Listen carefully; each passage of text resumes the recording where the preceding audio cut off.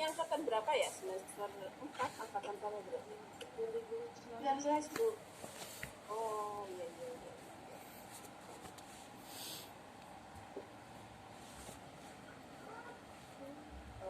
Untuk kuliah perpetaan dan pupuk tambang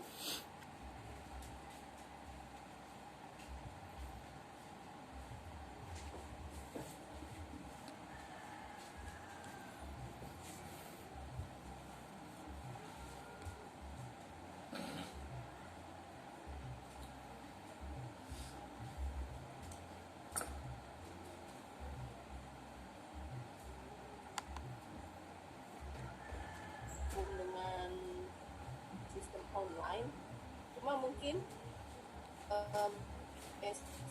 kemarin juga ada beberapa yang bisa kita lakukan secara offline tapi juga dengan protokol kesehatan dengan juga,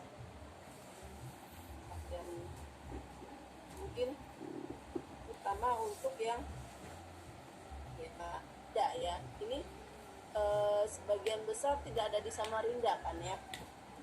Iya Bu. Sehingga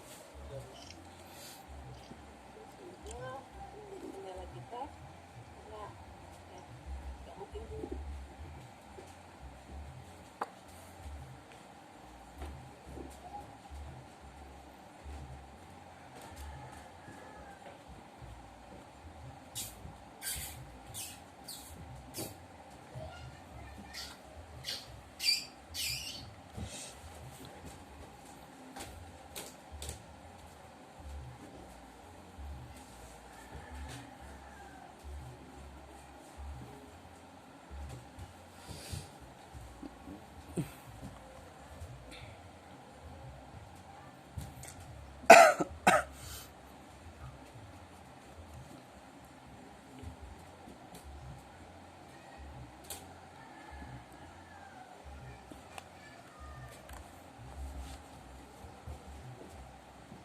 Lohi.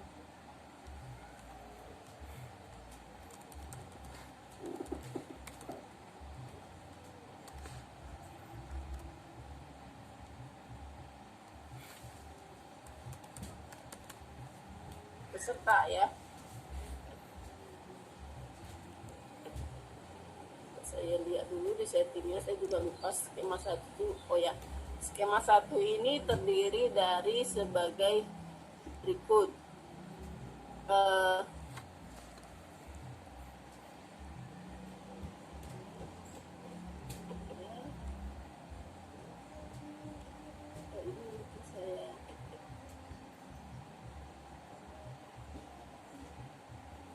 Saya screen aja ya.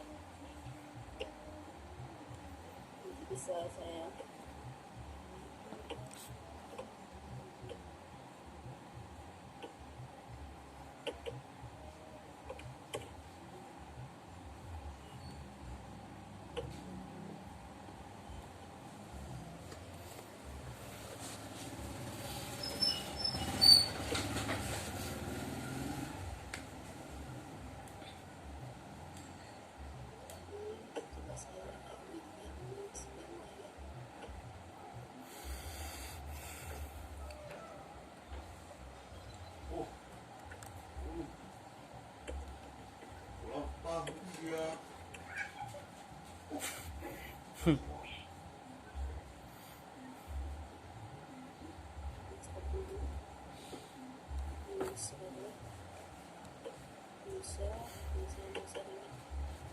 ini bisa terlihat ya. Bisa. Nanti kita akan menggunakan skema 1, di mana skema 1 itu adalah sebagai berikut. UTS 20%, penilaian UTS 20%, penilaian dari UAS 40%, praktikum 20%, tugas 10%, kemudian ada penilaian afektif 10%, jadi hingga totalnya semuanya ada 100%, gitu ya. Ini skemanya, kemudian coba sampai sini Ada mau ditanyakan atau kita langsung ke materi kuliah?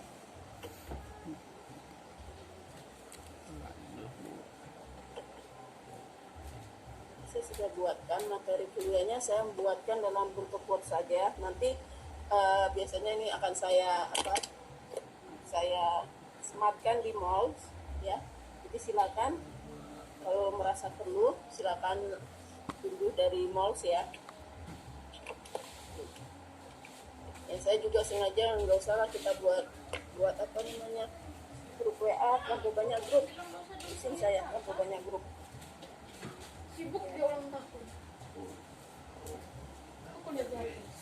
Ini jadi tadi skemanya Ketika sudah. sibuk ulang Jadi sekarang tahun. kita akan masuk ke dalam. Oh ya, sebelum mulai ini khusus saya ya. Jadi mulai dari awal nanti sampai UTS. Kita kuliahnya mulainya jam 2 aja ya. Karena tadi sebelumnya jam 11 saya ada juga ngajar. Jadi waktunya terlampau mepet. Kalau kita mulainya setengah 2, saya rasanya setelah kuliah yang pertama terus mau kuliah berikutnya, tolong berikan saya waktu untuk istirahat sebentar gitu ya. Kalau berdasarkan yang tadi kan jedanya hanya 10 menit. Nah, saya nggak kuat kayaknya kalau hanya istirahat 10 menit.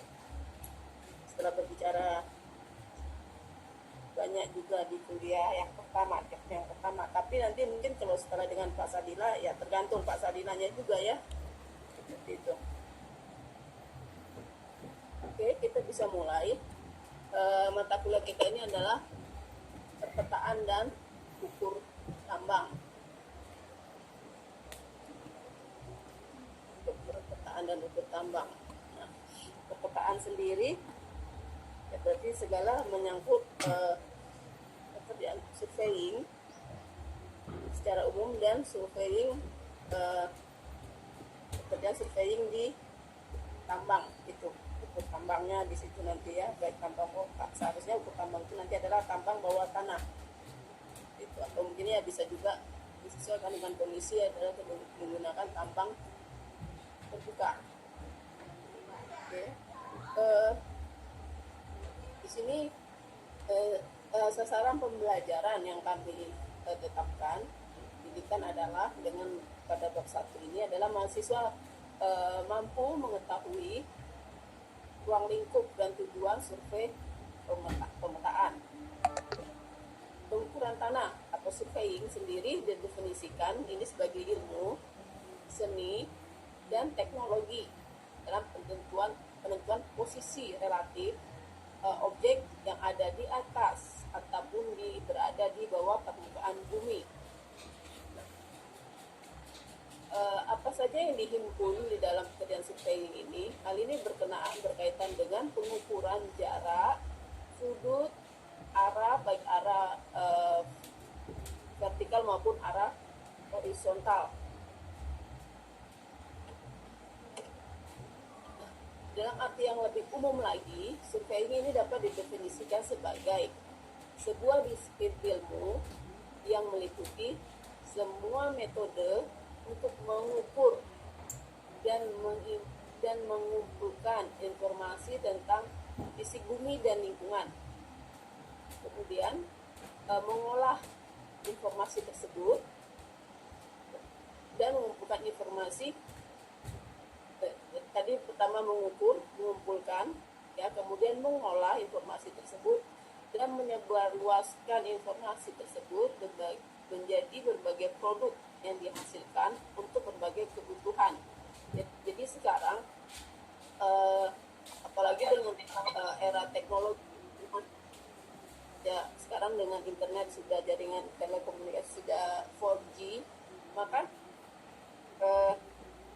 bidang yang menggunakan informasi yang diperoleh dari surveying ini bukan hanya yang bersifat teknis, tapi juga macam-macam. Contohnya adalah misalkan kita menggunakan aplikasi ojek online, di situ ada peta atau ya macam-macam, baik kita akan pergi dari satu tempat ke tempat lain, atau mungkin juga informasi itu kita akan memesan makanan dan sebagainya. itu semua ada peta yang digunakan di situ, ada aplikasi peta.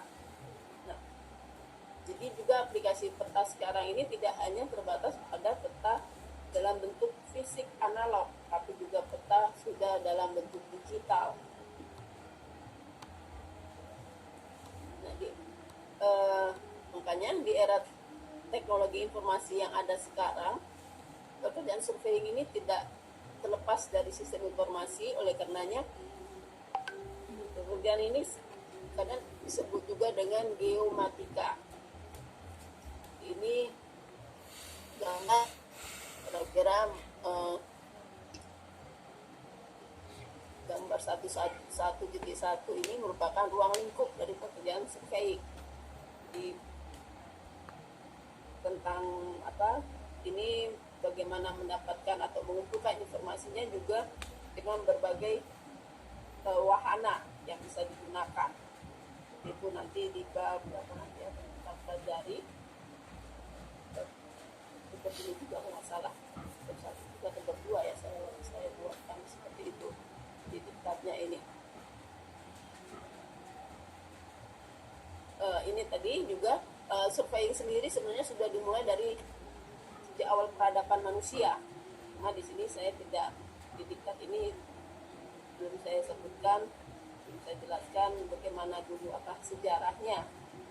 Ya, mungkin nanti hanya diktat bisa saja ada revisi atau ada pembaharuan berikutnya, mungkin akan saya jadi bukan apa seperti kita flashback ke sejarah lah ya. Kita harus apa alangkah baiknya juga kita mengetahui bagaimana sejarah surveying dulu dengan menggunakan alat-alat yang masih terbatas, dengan kemudian sekarang sudah dengan teknologi yang lebih canggih, alat-alat di dalam pekerjaan survei juga ikut berkembang. Ini dikatakan survei pengukuran memiliki peranan yang sangat penting sejak awal peradaban manusia. Ini diawali dengan melakukan pengukuran dan menandai batas-batas pada tanah-tanah pribadi. Dengan berlalunya waktu, dengan akan bidang survei terus meningkat, dengan meningkatnya permintaan untuk berbagai peta dan jenis spasial terkait informasi lain dan membuat kebutuhan untuk menetapkan garis yang akurat dan untuk membantu proyek konstruksi. Nah, kita kan sebelumnya mungkin di era tahun 90, nggak usah 90-an, awal tahun 2000-an sampai pertengahan tahun 2000-an, kita tidak terbayang bahwa tadi aplikasi ojek online ya, kita tidak terbayang bahwa untuk beli makanan ternyata kita perlu data peta gitu.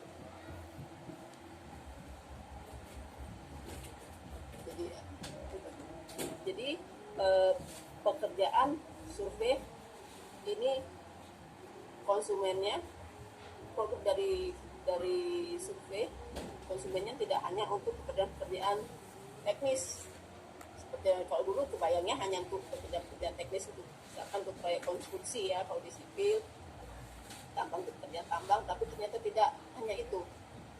Dengan berkembangnya teknologi informasi, untuk beli makanan juga ternyata produk dari pekerjaan survei ini juga diperlukan. Kan saya sering salah satunya saya sering mengorder, malas keluar gitu ya, apalagi kondisi ini seperti sekarang ini, saya lebih banyak misalkan belanja lewat online saja gitu. Dan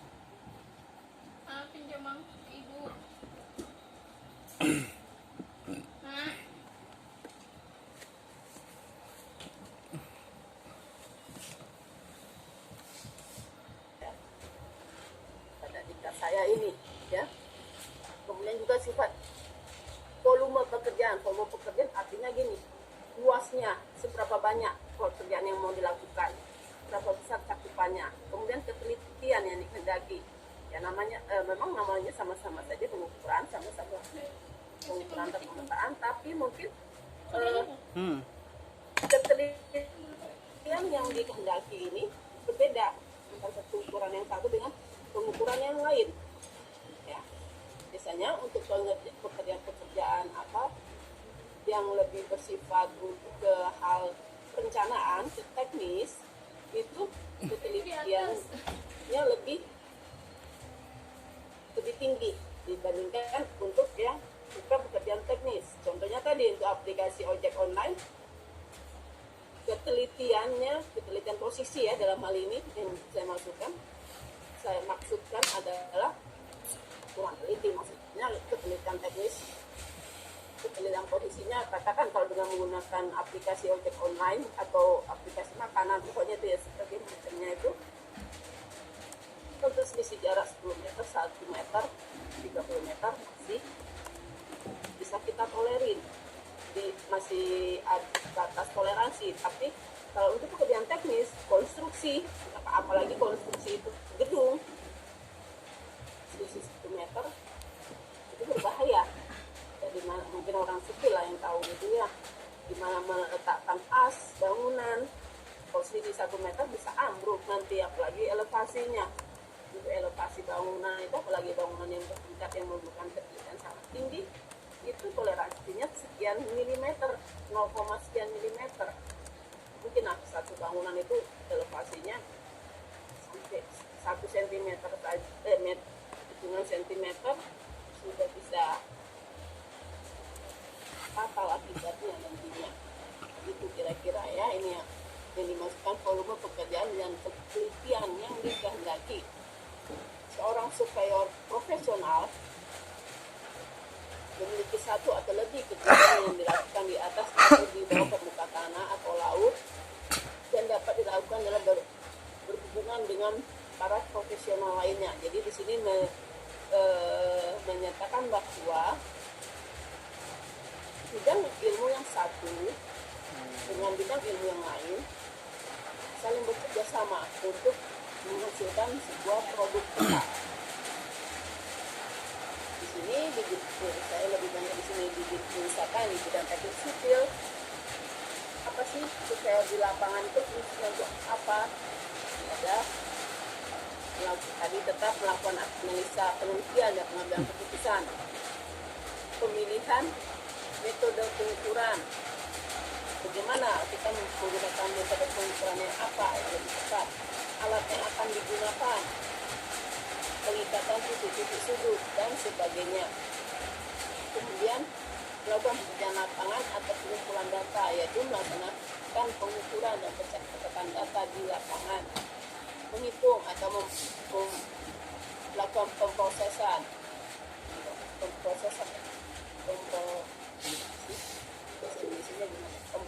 data, yakni tadi setelah diukur kemudian dihitung,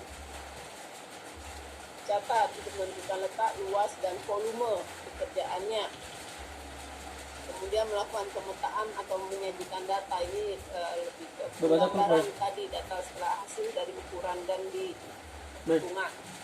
Yang produk akhirnya adalah peta. Sekarang menggambarkan petanya juga macam-macam. Menggambarkan petanya mungkin banyak orang sekarang yang dengan menggunakan komputer. Jadi dengan prosesornya yang i7 sudah semakin cepat ya, jadi VGA-nya tinggi, ya, tidak masalah ya. Nah, tadi kalau di bidang teknik sipil, pengukuran pemancangan tubuh dan patok ukur untuk menentukan batas-batas pedoman dalam pekerjaan konstruksi dan lain-lain banyak. Kalau untuk ditambang, nah, selain tugas-tugas tersebut di atas, secara umum juga surveyor bertugas melakukan penentuan ukuran dan bentuk bumi. Ini secara umum ya, semua data diperlukan untuk menentukan ukuran, posisi, bentuk dan kontur pada setiap bagian bumi dan memantau setiap perubahan. intinya di sini menentukan posisi. Sebenarnya pada intinya adalah menentukan posisi. Jadi posisi ini yang digambarkan menjadi peta dan digunakan peta ini dengan untuk berbagai aplikasi di bidang keilmuan, ya. Ini kalau untuk tambang sendiri bagaimana, nanti bisa dibaca ya.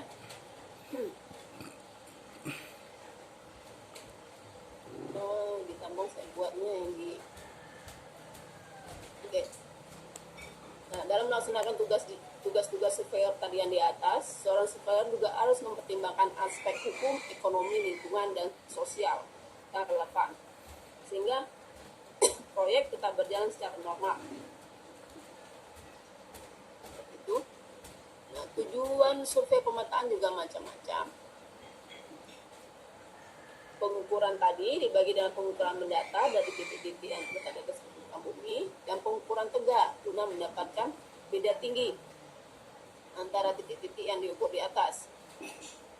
Permukaan bumi yang tidak beraturan akhirnya digambar ke dalam bidang datar atau peta.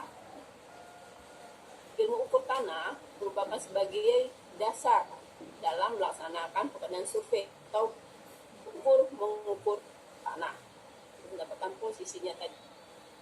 Untuk kalau di bidang teknik sipil seperti ini kira-kira tujuan surveinya. Kemudian kalau ya, yang kalau untuk bidang tambang ini manfaat pekerjaan survei, pengukuran mencari luas tanah, ini untuk keperluan jual beli tanah, untuk keperluan penentuan pajak, untuk rencana pengairan, rencana transportasi dan macam-macam ya, dan sebagainya.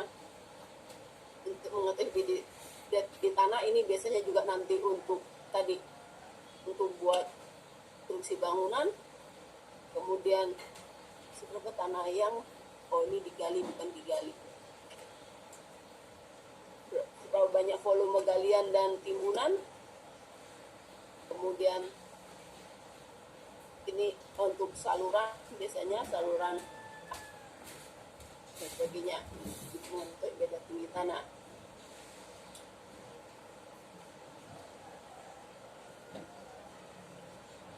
Untuk merencanakan bangunan ini masih banyak teknik sipilnya ya. Saya itu sudah survei khusus yang tambangnya mana ya. Oh, ini tambang kira-kira seperti ini. Saya lanjut ke tambang ya. Jadi kenapa saya ini supaya kalian mungkin bisa, seorang calon engineer harus di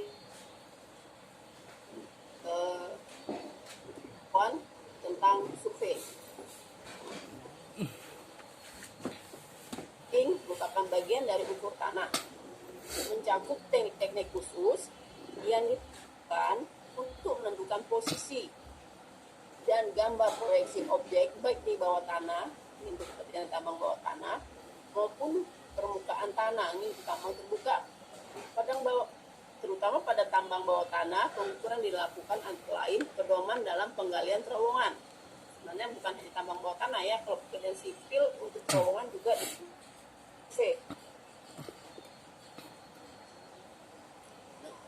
klasifikasi ini juga mencakup survei geofisika untuk mineral dan eksplorasi juga, untuk pekerjaan eksplorasi juga, geologi kita bukan survei pengukuran.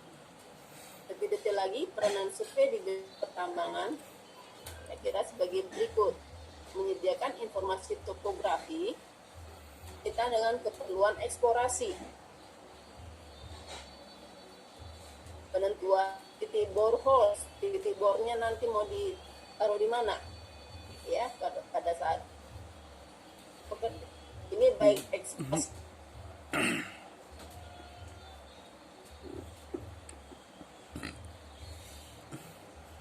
SP ini maksudnya.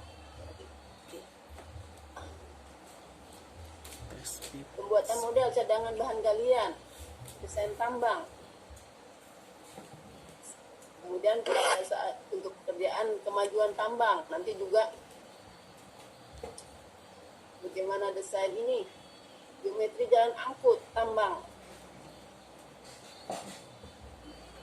Ada tambang bawah tanah, terlebih lagi ya diperlukan survei yang lebih teliti ya, apalagi tadi kalau untuk terowongan,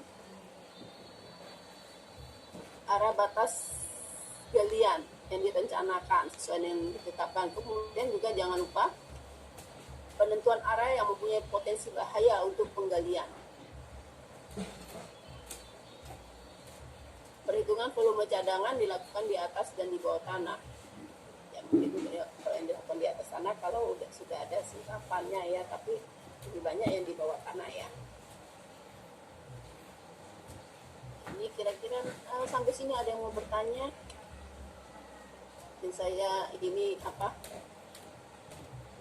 saja di pertemuan yang mungkin pertemuan 1-2 ini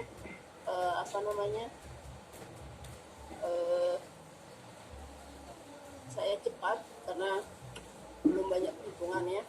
Nanti pertemuan yang berikutnya, nah di situ baru banyak perhitungan. Pertemuan ketiga lah mungkin.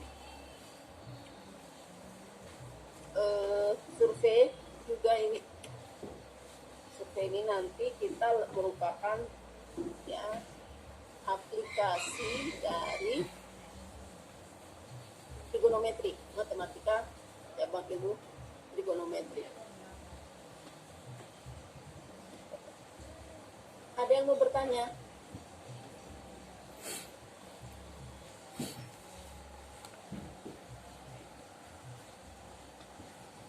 Nanti ini saya kirimkan di mouse ya. Ini contoh-contoh